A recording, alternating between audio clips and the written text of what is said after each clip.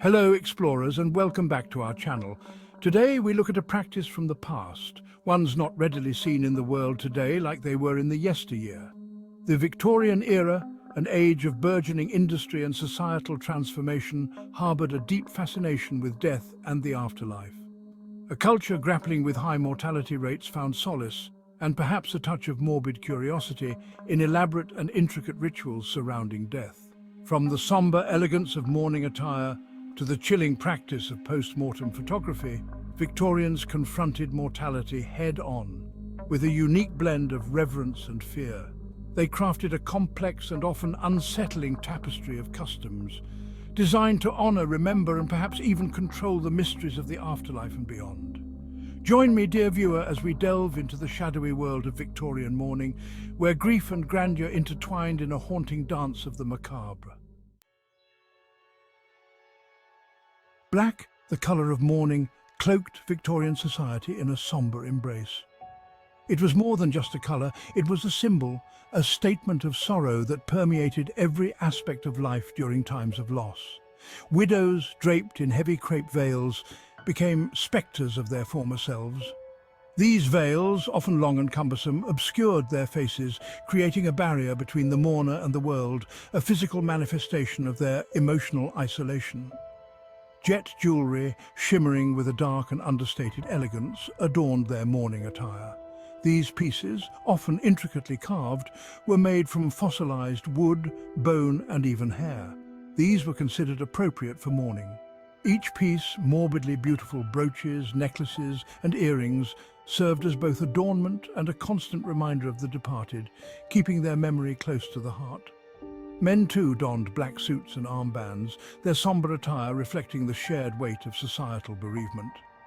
The black armband, a simple yet powerful symbol, indicated their mourning status to all who saw it.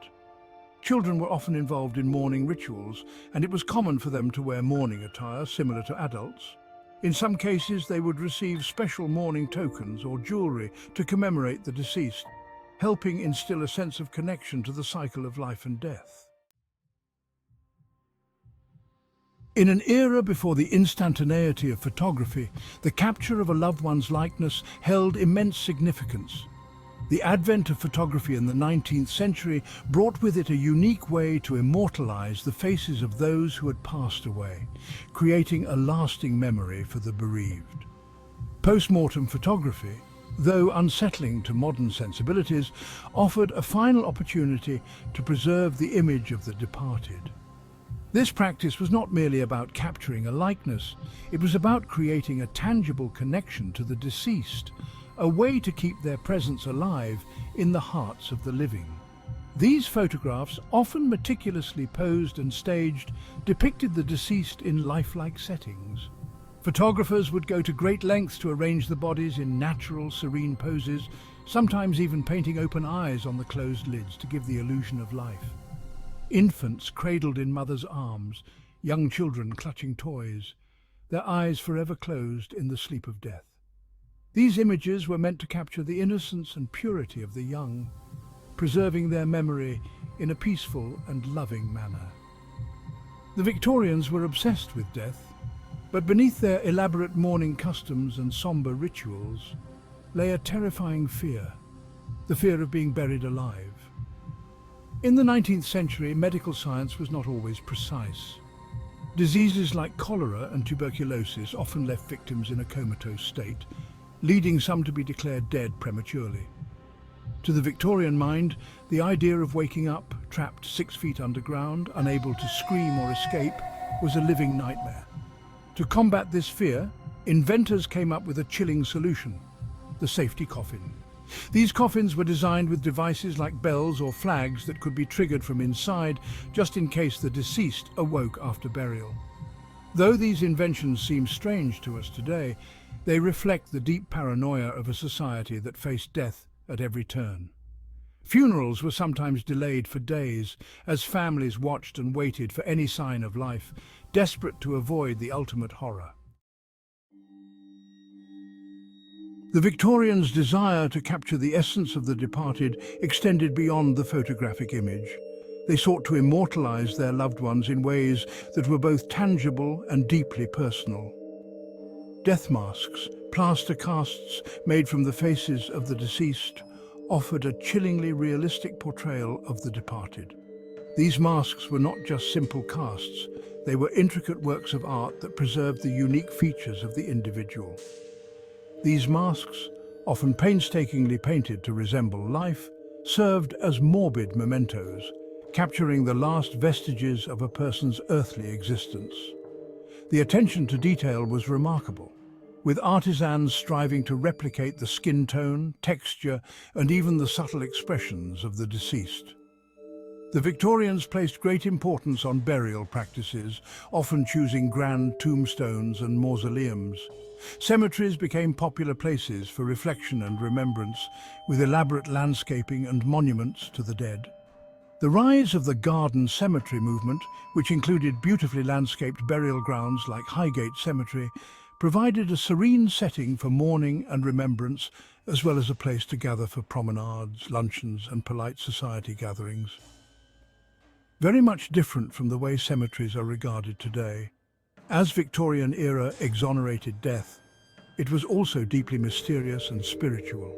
Contact with the dead reflected a society grappling with the realities of mortality, and séances became a fashionable way for families to connect with their lost loved ones. Often held in darkened rooms, participants would sit around a table, sometimes holding hands to foster a connection. Mediums claimed to channel spirits, often delivering messages from the beyond.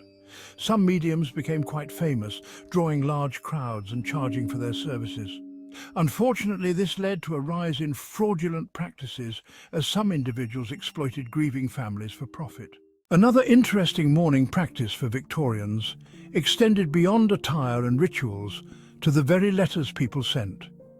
Special mourning stationery, often bordered in black, was used to convey the somber news of a loved one's passing. The paper itself was typically of high quality, reflecting the importance of the message it carried. Some letters were stored with locks of the deceased loved one's hair as a memento. Stamps, too, were sometimes altered to reflect the period of mourning. These small but significant details provided a tangible connection to the deceased, allowing the bereaved to express their grief in a socially accepted manner. The Victorian era saw various customs around the rights of widows, including specific mourning periods and expectations regarding remarriage. Social norms dictated that widows should mourn for a specific length of time, during which they were often expected to live a life of modesty and restraint. They were also expected to mourn for at least 1 year after the death of their husband.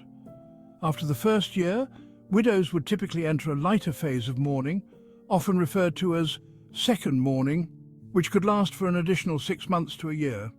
In this phase, widows might transition to wearing more muted colours, such as grey or lavender, and were allowed to engage in some social activities, though they were still expected to be respectful of their late husband's memory. Remarriage was not uncommon, especially for women who were left with children or in precarious financial situations. However, the timing of remarriage had to be handled delicately. A widow's decision to remarry was often influenced by her family, community, and social standing. The practice of embalming became more common during the Victorian era, particularly after the Civil War in the United States. This allowed families to keep the deceased at home for longer periods, giving them time for mourning and visitation before burial. Cemeteries often featured elaborate gravestones and monuments as expressions of art, wealth, social standing, and remembrance. Symbols like angels, crosses, and obelisks were common, and families would invest in intricate designs to honor their loved ones. While all of these death customs might seem extensive today, they served as a way for Victorians to confront mortality while keeping their loved ones close, even in death. In their memorials, they found beautiful creativity, solace, and an enduring connection between the living and the dead. As the relationship between the living and the dead extended beyond the grave, it was commonly believed that the spirits of departed loved ones could be appeased through various rituals and offerings. Families would often visit the grave sites of their loved ones, bringing with them food, flowers, and personal items. These offerings were thought to comfort the spirits, ensuring their peaceful rest.